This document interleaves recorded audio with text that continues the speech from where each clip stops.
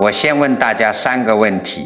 第一，是不是到老了总觉得命不好，没享过几天福？第二，是不是听说哪儿有高人，哪儿灵验，就想过去求个平安，改改运？第三，是不是天天操心儿女家事，躺床上翻来覆去睡不着，越想越觉得日子难？如果中了2条以上，今天这话你一定要听完。你不是命里没福，是你亲手把自己的福气漏光了。世人都求外风水，可老祖宗早就说透了，人生就是小乾坤，真正的风水就在你自己身上。今天咱们不谈那些虚无缥缈的东西，我就用最实在的大白话，把老祖宗真正能让你转运改命的5道护身符给你们掰开了揉碎了讲清楚。这5个法门，你只要能做到2个以上，后半辈子的福报挡都挡不住。咱们先来讲这第一法，也是整个大厦的根基。你们要晓得，人想旺，先得明白一个理，这天下的大雨下得再大，如果你的碗底下有个大窟窿，你能接住一滴水吗？绝对接不住。所以要想聚福，要想养足自身的气运，第一步绝不是去求老天爷多给你一点，而是先把你自己身上的那个窟窿给严严实实的堵上。这在咱们中华文化的智慧里叫做惜福不漏。什么叫漏？佛法讲得很清楚，凡夫众生一天到晚全都在漏。你们不要以为口袋里掉了钱才叫漏，那点钱算什么？真正可怕的是你在漏你的精气神，在漏你命中本该有的福报。你想想看，你平时出门眼睛总是巴巴地盯着别人，看张家的房子换大了，看李家的儿子发财了，心里头立刻就开始发酸，升起嫉妒和埋怨，觉得老天爷不公平，凭什么自己苦了一辈子什么都没捞着？这叫什么？这是你的贪心在漏气。到了晚上躺在床上翻来覆去睡不着，操心儿子工作顺不顺利，操心孙子成绩好不好，甚至连儿媳妇明天早上吃什么你都要在脑子里过一遍，愁得唉声叹气，在床上烙饼。这又是什么？这是你的心念在漏神，你一天到晚眼睛向外攀援，心思到处乱跑，把你从老天爷那里带来的那点元气，那点福报漏得干干净净。难怪你天天觉得身上没劲，觉得干什么都不顺，觉得怎么倒霉的事全让自己碰上了。这个道理很简单，因为你是个破底的碗，老天爷就是想给你赐福，你也承接不住啊。我常常讲，人的福报是有定数的，这就好比你在法界银行里存了一笔钱，你天天去提款，今天提一点去嫉妒别人，明天提一点去管闲事，后天提一点去胡思乱想，不知不觉这笔存款就被你提空了，气机一散，存款一空，灾祸马上就找上门来，你的身体开始出毛病，家里的争吵开始变多，甚至莫名其妙的破财。这一切的源头全是因为你自己没有守住本源，把气给漏光了。那怎么才能不漏呢？怎么才能把这股气机养回来？就2个字，惜福。惜就是爱惜你的起心动念，舍不得乱用你的精气神。你看咱们以前的老一辈，衣服破了补一补接着穿，吃饭掉在桌上的1粒米都要捡起来放进嘴里，这不是抠门，这是老祖宗的智慧，这叫惜福。你浪费的1粒米1滴水，那都是你命中该有的福分，你把它糟蹋了，就是在折自己的寿。现在的人倒好，去饭店点一大桌子菜，吃2口就扔了，还觉得有面子。我告诉你，这面子是拿你的命，拿你的家运换来的。所以从今天开始，要想旺自己，先学会收起那颗到处攀援的心，把向外看、向外贪的眼睛立刻收回来，只看自己的本分。儿孙自有儿孙福，莫为儿孙做马牛。你们这些做长辈的，一辈子为儿女操劳，够了。他们结不结婚，生不生孩子，赚不赚钱，那是他们自己的因果，那是他们的业力。你替他们瞎操心，非但帮不了他们，反而把双方的亲近契机全给搅混了。有那个瞎操心的时间，你去闭目养神，去把心里的那些乱七八糟的杂念给清一清。吃饭的时候就安安静静的吃饭，品一品粗茶淡饭的香甜。睡觉的时候就安安心心的睡觉，天塌下来也等明天早晨再顶着。把外放的精气神收回来，死死地守在自己的五脏六腑里，不该管的闲事不管，不该操的闲心不操，不该贪的福财半点不沾。这就是老祖宗讲的养气长神。你把身子这个漏斗给严丝合缝的补上了，你的气机就不往外散了。精气神一足，你这具肉身就开始聚气，原本干瘪下去的运势就像海绵吸饱了水一样，马上就撑起来了。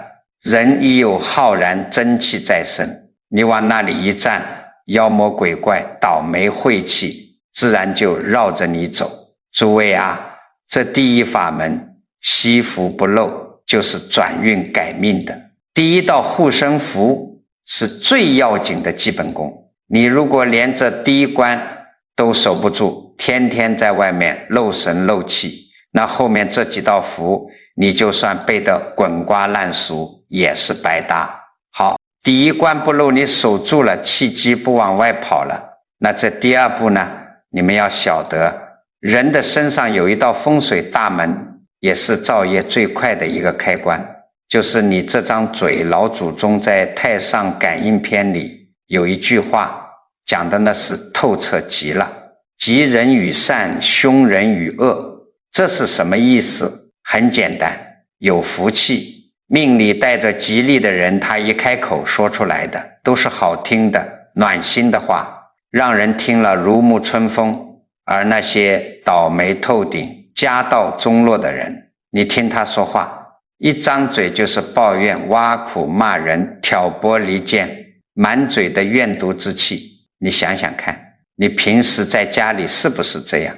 老伴儿端上一碗汤，稍微咸了一点，你哪怕心里知道他辛苦了，可是话到嘴边脸一拉，马上就变了味。天天做饭还能做成这样，你这辈子还能干点啥？孙子考试没考好，你不是去拍拍肩膀鼓励他，而是指着鼻子骂，真笨，跟你爸一个德行，以后就去扫大街吧。我告诉你们，这哪里是在说话啊？这分明是在给自己的家，给自己的儿孙下恶咒。语言是有震波的，一言一行皆是因果。你用嘴巴发出什么恶念，老天爷就给你回向什么灾祸。你天天嘴里喊着倒霉啊，穷死了，烦透了，你家里的清净气场全被你这几句恶狠狠的话给污染了，福神都被你吓跑了，好运怎么可能进得来？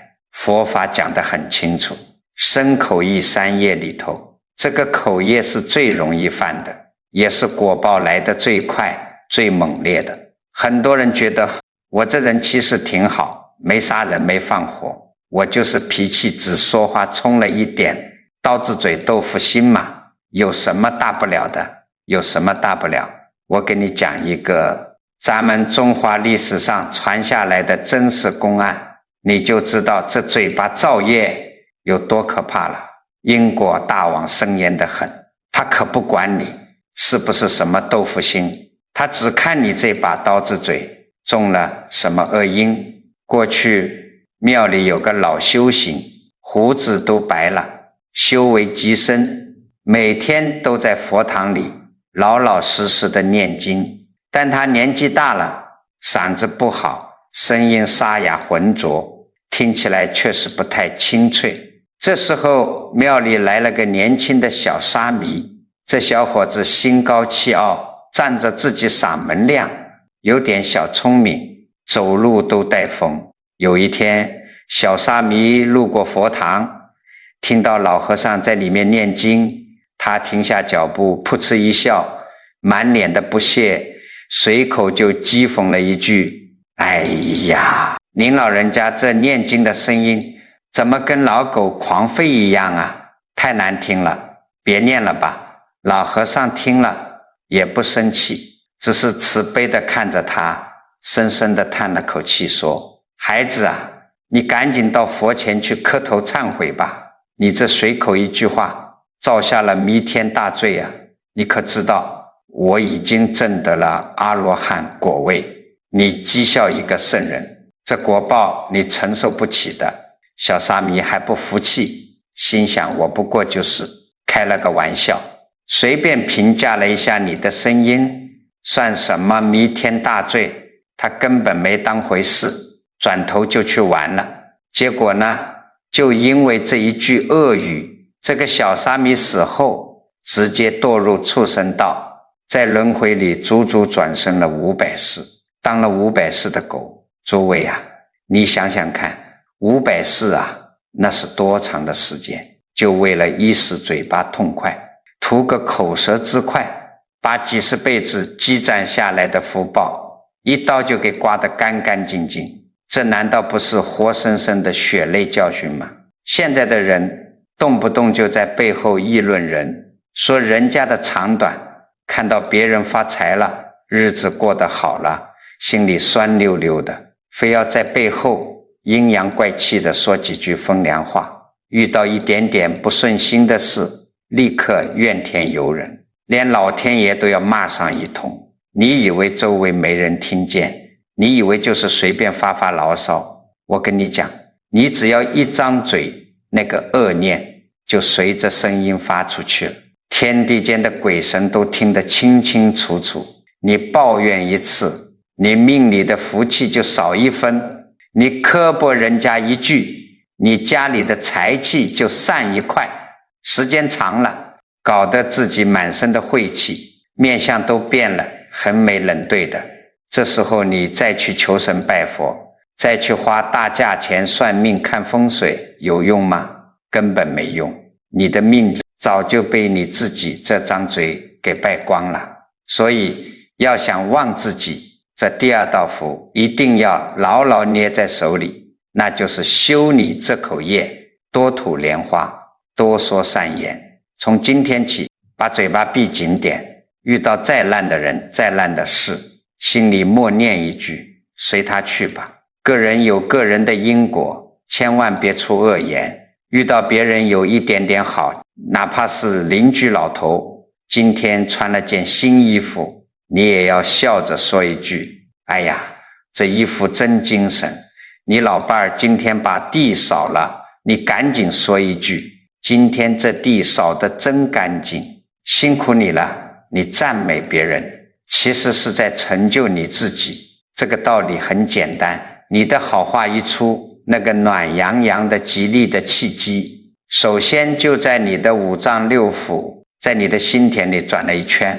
你天天说吉祥话，你整个人就是一团和气，和气生财，和气自享啊！这不比你花几万块钱去请个什么风水物件摆在家里管用的多吗？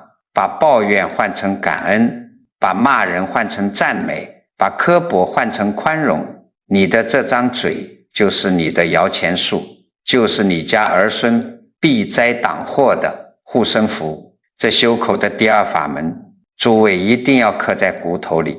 咱们把内在的规矩讲明白了，也就是先堵住心念上的漏，再管好嘴巴上的门。这第3个法门就要教你们怎么向外走，怎么去戒气，怎么去断气。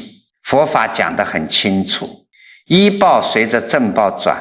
什么是依报？就是你周围的环境，你接触的人，你头顶的天，你脚踩的地。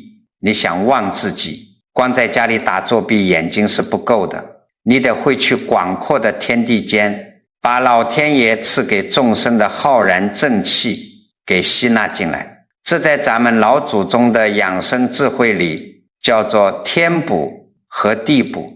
现在很多上了年纪的老朋友天天闷在屋子里，或者整天在麻将桌上凑着，乌烟瘴气的，你觉得身上湿气重，骨头疼，干什么都提不起精神。为什么？因为你身上的阴气浊气太重了，你要去借太阳的纯阳之气啊！万物生长靠太阳，这是宇宙间最大最无私的能量。怎么补？找个大晴天，走到有树有草的地方去，别光用脸对着太阳，要把你的后背转过去，让太阳结结实实的晒在你的后背上，特别是你脖子后面的那个大椎穴。中医讲背为阳，大椎穴就是你全身阳气的总开关。你闭上眼睛，安安静静的晒上20-30分钟，这就叫温阳。你感受那个热气顺着脊梁骨往下走，把你五脏六腑里的寒气怨气晦气通通给逼出去，这叫天补。那地补呢，就是多去踩踩泥土，多去抱抱大树。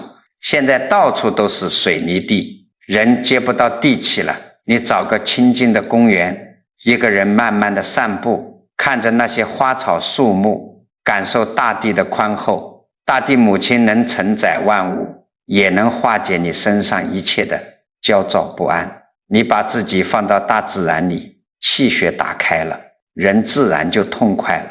这好运气啊，他自己就循着这股干净的气味找上门来了。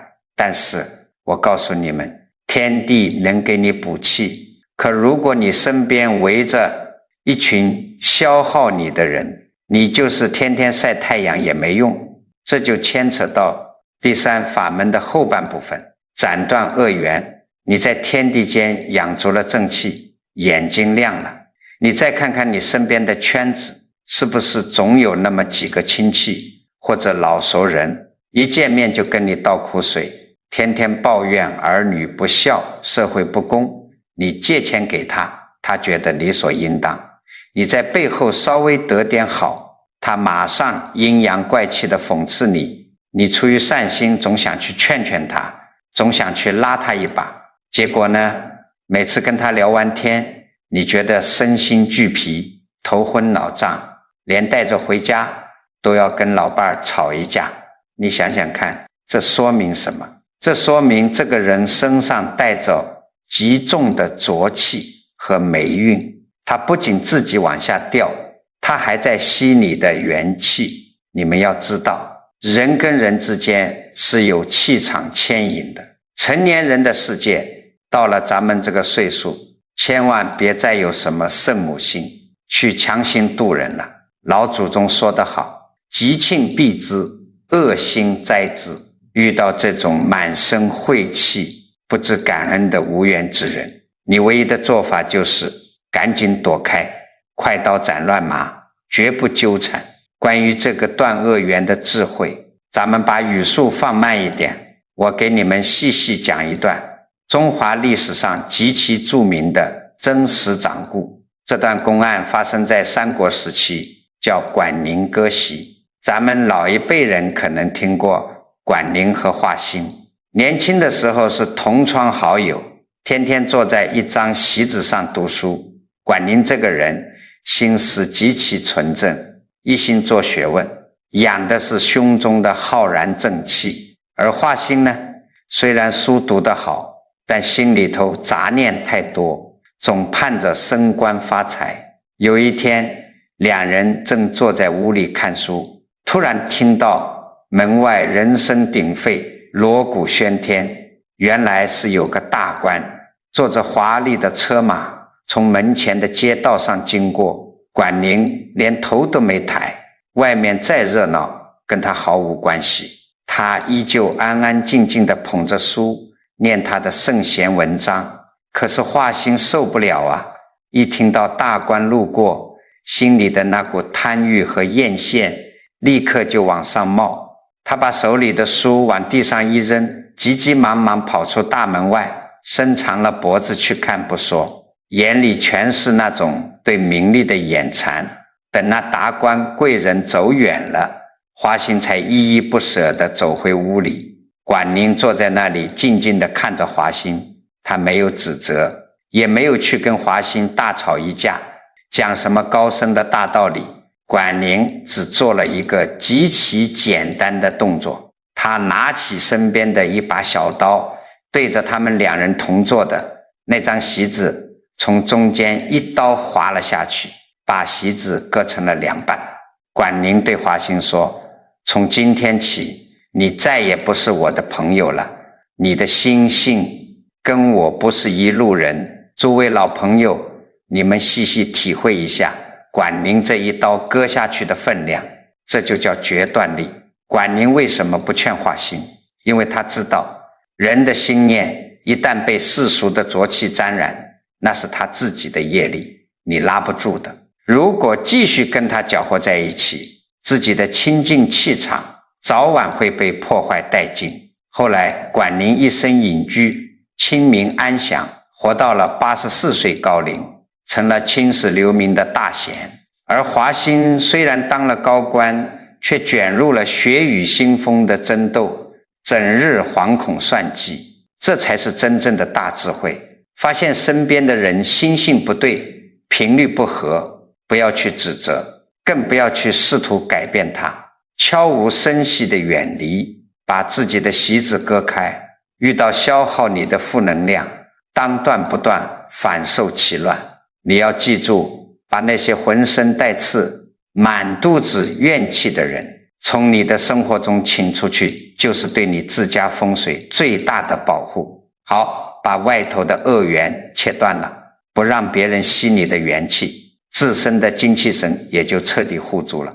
咱们把前面这几步走稳了，这就等于把自家的院墙给修结实了。那么接下来咱们就要讲这第4个法门。我告诉你们，这才是老祖宗留给咱们最高明、最能让你晚年逢凶化吉的聚福心法。这个法门叫做暗积阴德。你们要晓得，世俗上的人做点好事，生怕别人不知道，捐了一点钱，修了一条路，恨不得拿个大喇叭满街去喊，一定要弄个横幅挂着，或者在报纸上登个名，让所有人都夸他是个大善人。你听了别人的夸奖，心里头美滋滋的，对不对？这种事在老祖宗的学问里叫做扬善。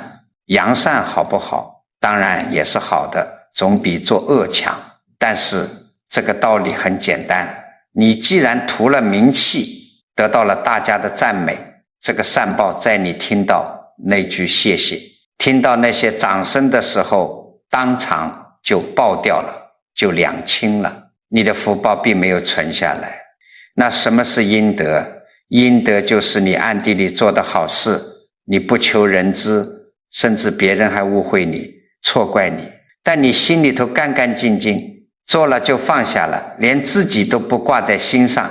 我告诉你们，这种不显山不漏水的福报，那才叫大的不可思议。因为没有人给你回报这笔账，老天爷就亲自给你记在了法界的账本上，存在老天爷那里的福报，那才是真金白银，是随时能保命的护身符。你想想看，你每天生活在这世间，有多少积阴德的机会？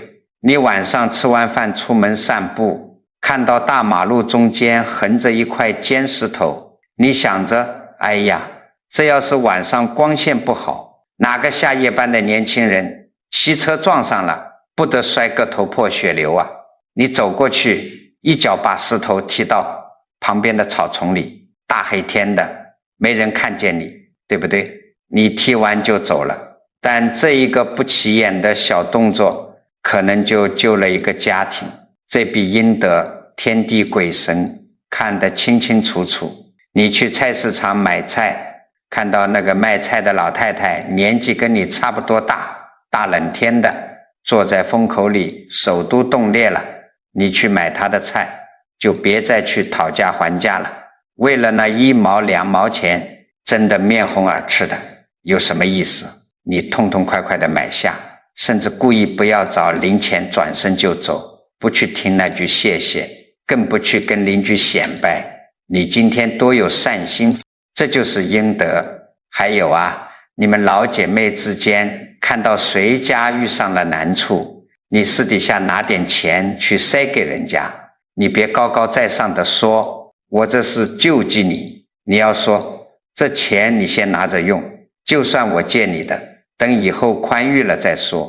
你护住了人家的脸面和自尊，又不居功自傲，这积蓄下来的福德之气全照在你的头顶上了。佛法讲得很清楚，善欲人见，不是真善。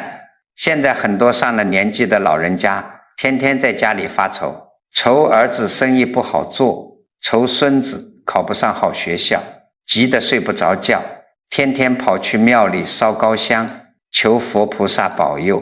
你去求泥菩萨有什么用？菩萨是教你明理的，不是给你开后门的。你把那份瞎操心的闲气收回来，踏踏实实的在每天的日常起居里多发善念，多做点不留名的善事。你今天护着别人家的老弱病残，明天老天爷自然就派贵人去护着你在外打拼的儿子。你今天在路边给快渴死的树苗浇了一口水，明天你的孙子在考场上就能文思泉涌。这就叫天道循环，真实不虚。世俗银行里的钱存得再多，可能会贬值，可能会被不孝的儿孙败光，甚至一场大病就给你掏空了。但是你暗暗积攒在虚空法界里的这些阴德，谁也偷不走，谁也抢不去。它是你晚年身体硬朗的底气，是你遇到灾难时能让你有惊无险的。那双无形的手，更是你留给子孙后代最厚实的一座金山。所以啊，诸位，从今天起，别再去争那些虚名浮利了，做个默默无闻的吉人，多做事，少留名，把心量放宽。你的阴德积攒的越厚，你自身的那个浩然之气就越旺盛。你还愁命盘转不过来吗？好运自然就跟长了眼睛一样，天天往你家里钻。但是讲到这里，有些人心里开始犯嘀咕了，南师啊，你讲的我都照做了，嘴巴也闭严实了，也做了很多不求人知的善事，为什么我的身体还是老出毛病，家里的日子还是觉得憋屈，这股运势就是拔不起来呢？我告诉你们，那是因为你心里头还有一颗最大的毒瘤没有挖掉，你不把这个毒瘤挖干净，你存进去的那些福报全被它给慢慢吞噬了。这个毒瘤是什么？就是怨恨。这就是咱们今天要讲的第5个法门，也是这5道护身符里最难跨过的一道生死关。转念誓愿，佛法讲得很清楚，人的心头有一块田，叫做80田，也就是阿赖耶识。你这辈子经历的所有恩恩怨怨，吃过的亏，上过的当，受过的委屈，它其实全都没有消失，全像种子一样死死地种在这块田里。你们这些上了年纪的老朋友，很多人嘴上总是挂着一句话，我早就放下了，我早就不计较了。可是只要一提到当年那个骗过他钱的亲戚，一提到那个曾经在单位里给他穿过小鞋的同事，甚至30年前坐月子时婆媳之间拌的一句嘴，他那个火气噌的一下就冒上来了，气急败坏，咬牙切齿。你想想看，这叫放下吗？你这是把那一包发臭的垃圾死死地捂在自己的5脏6腑里，天天拿出来闻一闻，嚼一嚼，最后把自己熏得一身是病。佛经里有一句话极其厉害，叫一念嗔心起，百万障门开。什么是嗔心？就是你的怨恨愤怒不平，你只要这一个念头升起来，你家里的风水大门瞬间就全破了，100万道晦气，灾祸的门全部向你敞开。你气得脸红脖子粗的时候，也就是你命里福气漏得最快最猛的时候。我给你们讲个真事，就在咱们这芸芸众生里极其普遍。有个老汉，咱们叫他老陈。老陈年轻的时候跟亲兄弟合伙做点小生意，后来因为分账不均，兄弟俩闹翻了。他那个兄弟极其自私，暗地里把账上的钱全卷跑去了外地，留下一个烂摊子和一屁股债给老陈。老陈当年气得当场吐血，发下毒誓，这辈子跟亲兄弟老死不相往来，全当没生过这个人。打那以后，这20-30年里，老陈的心里就长了一个巨大的死结。谁要是敢在家里提他兄弟半个字，老陈能把桌子掀了。可是结果呢，那个犯了错的兄弟在外地，日子过得好坏且不说，老陈自己先遭了惨烈的现世报。因为常年郁结于心，生闷气，老陈的肝坏了，身体里到处是结节淤堵，气血全是不通的，天天大把大把地吃药，疼得晚上根本睡不着觉。更可怕的是，他的脾气变得像火药桶一样，古怪暴躁，家里天天鸡飞狗跳，最后连儿女们都吓得不敢回来看他，晚年过得极其凄凉。后来老陈因为病情加重住了院，疼得死去活来。隔壁床有一位修行极高的明白人，实在看不下去了，就去开导他。那人跟老陈讲，老哥哥，你恨了整整30年，你那个兄弟掉了一根头发吗？没有啊。你天天在这儿咬牙切齿，实际上是在拿别人的错误惩罚你自己。你是在用你自己的这条老命，用你儿女的清净福报去给30年前的恩怨买单啊！你这不是世上头号的大傻瓜吗？老陈躺在病床上，犹如被人当头敲了一记闷棍，突然间就醒悟了。你们要晓得，这个道理很简单，老祖宗早就把天地间的法则说透了。凡事发生，皆是来渡你的工具。人生在世，你遇到的所有逆境，所有伤害过你的人，其实全是你前世今生欠下的因果债。你如果不接纳，死死的抗拒着，那个负面的恶缘就会一直缠着你，不死不休。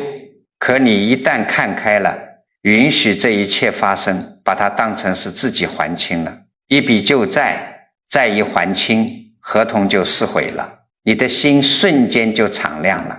老陈在病床上闭着眼睛，老泪纵横。他这辈子第一次真正打心眼里，在自己的80田里默默地说了一句，我原谅他了，那笔烂账我不要了，这辈子两清了，随他去吧。就这么一个微小的转念，奇迹就发生了。老陈心里那块压了30年的大石头瞬间被搬走了，整个人犹如脱胎换骨一般松快。没过多久，他的病情竟然奇迹般的慢慢稳定了下来，身上的剧痛也减轻了一大半。最神奇的是，他身上的戾气没了，面相变得柔和了。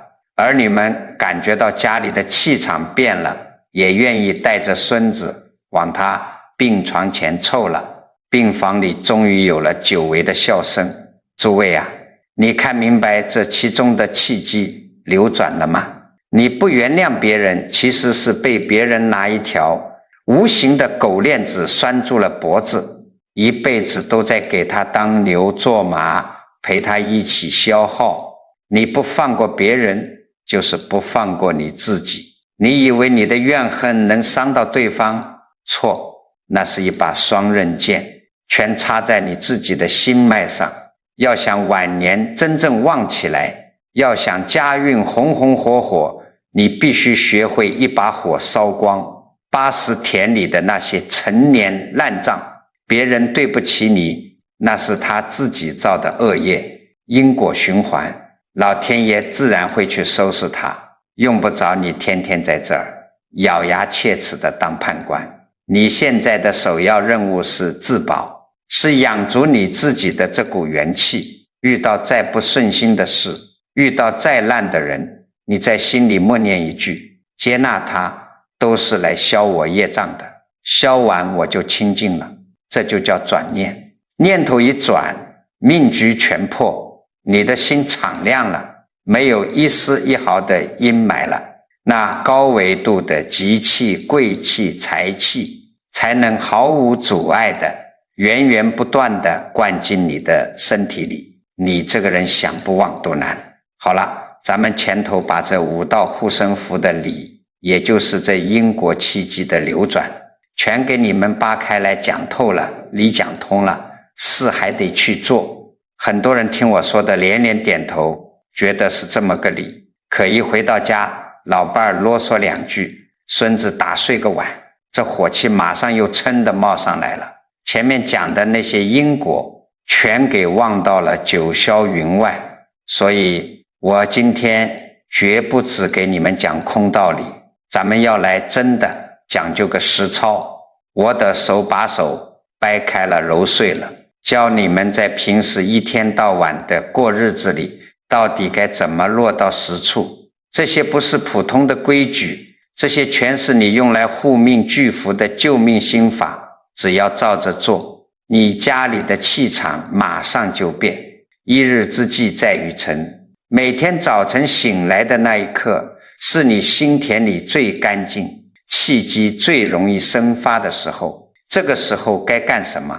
我告诉你们，千万别一睁眼就叹气。很多老人家一睁开眼就在床上哎呦哎呦的叫唤，去想腰又疼了，今天又要干这么多活，儿子房贷还没还完，真愁人。你这一声声的叹气，就是在给老天爷发信号，说你过得很惨，一天的晦气就这么被你硬生生给招来了。从明天早上开始，你睁开眼，躺在床上先别动，在心里头痛痛快快的给自己下第一道吉利咒。你对自己说，老天爷又赏了我一天的好光阴，今天这一天我只看好人，只听好事，只说善言。你把这个浩然正气先在五脏六腑里提起来，这就叫定调子。这股积极的念头一提，那些下等的烂事儿就够不着你了。这就是每天的第一堂必修课。白天出了门，难免要跟人打交道，要是碰到烂人烂事怎么办？比如你去菜市场买菜，有人没长眼踩了你一脚，不仅不道歉，还横着眼睛瞪你。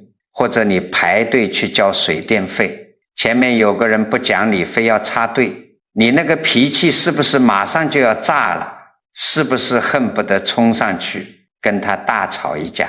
你先别急，你要晓得，凡是这种满身戾气到处找茬的人，他自己身上不知道背了多少冤亲债主，他就像个移动的火药桶，正愁找不到人同归于尽呢。这个时候你心里马上默念老祖宗留给咱们的避灾诀，个人有个人的因果，这是来替我消业障的，我绝不跟他结恶缘，随他去吧。你只要在心里念上这么2-3遍，你那股本来要冲到天灵盖的邪火瞬间就降下来了。你不去接他的茬，他那个恶业就落不到你头上。你退一步，不仅保全了自己的清净身，还暗中积了一笔大大的阴德。接下来是这堂实操课的重头戏，怎么管好你口里的风水？我给你们透个底，想要晚年大旺，你得把你平时习惯用的那些倒霉字眼连根拔起，全给替换掉。人这个心思是很神奇的，你经常说什么词，你的80田里就种什么种子。碰到麻烦了，别老是把气死我了，真倒霉，烦透了挂在嘴边。你要学着把气愤换成遗憾或者困扰。你想想看，遇到再大的事，你本来想破口大骂，话到嘴边你改成哎呀，这事儿真是个遗憾，或者这真让人有些困扰。这话一出口，你还有那个要吃人的火气吗？火气一下就化作悲悯了。佛法讲得很清楚，最大的法事就是给人欢喜。怎么给？用善言去成就别人。你想让老伴对你好，你想让儿女孝顺有出息，你别天天板着脸去挑刺，你要学着把下面这几句转运咒语天天挂在嘴边上。第一句，能扑灭一切无明业火的叫对不起，是我没做好。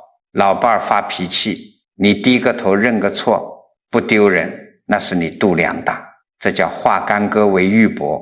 第二句，能给你招来贵人和福报的叫谢谢你，辛苦了，儿媳妇今天做了一桌子菜，不管好不好吃，你大大方方地说一句，今天这菜真香，辛苦你了，你信不信？他明天做菜会更用心。第三句，能让晚辈自信满满，家业兴旺的叫做得好，真为你骄傲。孙子拿了张画回来，你拍拍他肩膀夸一句，儿子工作遇到坎坷了，你别跟着瞎抱怨，你对他说没关系，人生哪有一帆风顺的，你是咱们家的重，我最相信你能扛过去。你们想想看，说这些话费你一分钱了吗？没有啊。但这几句简简单单的善言，就是天下最好的护身符，比你去庙里烧多少柱高香都管用。你不习惯说怎么办？我教你个笨办法，去找个小本子，把这些暖心的话，还有像顺心如意、好运到来、真欢喜这些好字眼，都端端正正的抄下来。你每天早上起来念它个10来遍，只要一有机会，你就把这些词用在平常的聊天里，时间一长，这些吉利的震波就彻底灌注到了你的心底深处，把你原先那些抱怨的、刻薄的穷酸气洗刷得干干净净。到了那一天，你的心念、你的言语、你的行为全是一团和气，家和万事兴。你的这具肉身就是一个巨大的聚宝盆，还愁什么好运不来、福报不至呢？好了，今天掏心掏肺讲了这么多，就怕你们年纪大，一转身又给忘了。我最后再啰嗦一遍，这保命转运的5件事，你们打死也要记住。第一，别再为儿孙瞎操心，把精气神收回来，守住本分，这叫惜福。第二，多去天地间借正气，遇到浑身怨气消耗你的人，当断则断，赶紧躲开。第三，管好你嘴上这道风水大门，戒掉抱怨，多吐莲花。第四，不声不响的多做好事，暗积阴德。第五，把你80田里的陈年怨恨彻底清空，放过别人就是救赎你自己。你们要晓得，外面那些算命看相的全是皮毛，世间最大的风水根本不在外头，就在你这颗心里。这改命的根本全在改你的念头，改你的因果。佛法讲得很清楚，世间所有的布施里，法布施功德最大。你想想看，你今天听明白了，心窍打开了，可你身边还有多少老哥们、老姐妹正窝在家里生闷气、造口业？你动动手指，把这篇开示转发出去，人家看了一拍大腿说不生气了，他这一个转念，家里的灾就避开了。你这就是在救人护运，老天爷看在眼里，这份功德自然会化作大大的吉气，回向到你自己和儿孙的头上，因果绝对真实不虚。如果你觉得南老师今天讲的句句在理，请动动手指给南老师个赞，点个关注。最后文字是有极其强大的震波的，咱们大家一起在评论区留个言，几万人的善念汇聚在一起，那就是一个不可思议的纯阳能量场。在这个场里种下善种，马上就能得到所有人福报的加持。大家现在就认认真真的在下面写上和气自祥，福德绵长，或者写上一句心存善念，好运连绵。你敲下这几句祝福，就是把晦气扫空，把天地的浩然之气迎进家门。南师也在这里真心祝福诸位老朋友晚年安康，百病不侵，福寿绵长。